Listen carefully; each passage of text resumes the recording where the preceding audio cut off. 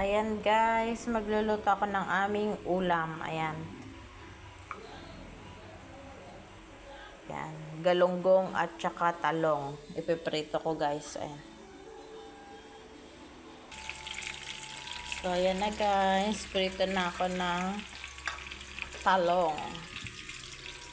Sunod na ko muna yung talong bago yung aking isda. Dalawang fish. Ayan.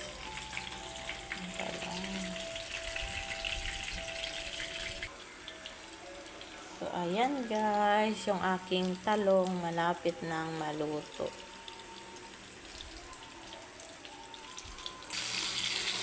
So, ayan guys, yung aking isda na prito, galunggong. Ayan na, ito guys yung aking sibuyas at kamatis sa usawan. Tapos yan, bagoong na. Ayan guys, yung aking talbos. So, ang ganda ng dahon. Kukuhanan ko siya ng dahon kasi gusto ko ng talbos guys. Ayan, kunin natin talbos. So, ayan guys, nag-harvest ako nung tanim kong talbos. Ito yung aking na-harvest. Ayan, ito guys, ang dami ng dahon. Yung dahon lang yung kinuha ko guys. Ayan. Yan yung tinanim ko sa balde guys. Ayan. May nakuha na akong talbos na ganyan kadami. Tapos may nakuha akong pang ilang pirasong, 2 pirasong sigarilyas. Tapos sili guys, ayan. Tapos ayan, luto na yung aking galunggong. So, ilalaga ko muna tong talbos na na-harvest ko. So, ayan guys, luto ko na yung aking talbos na hinarvest. Tsaka sigarilyas guys. Yung sili inibabaw ko para medyo maluto siya guys.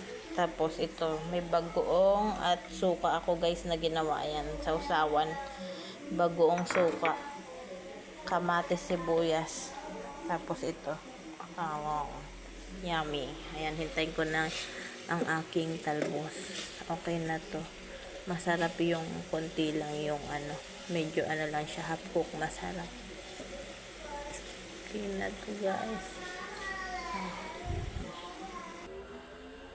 So ayan na guys, luto na yung aking food. Ito na yung aking talong at galunggong, sibuyas, kamatis at sili. Lalagyan ko na lang ito ng halubaybay guys. Tapos ito, halubaybay na may suka. Tapos banana, mangga, at ito yung hinarvest kong tanim kong talbos at sigarilyas guys. Tapos yung pinaglagaan ko ito. Kasi iinumin ko siya, gagawin kong siyang tsaa. Ayan. Kain na tayo guys. Yung sandok na ako ng kanin. Kanin na lang wala. Nakakain na kami. Yan guys, food.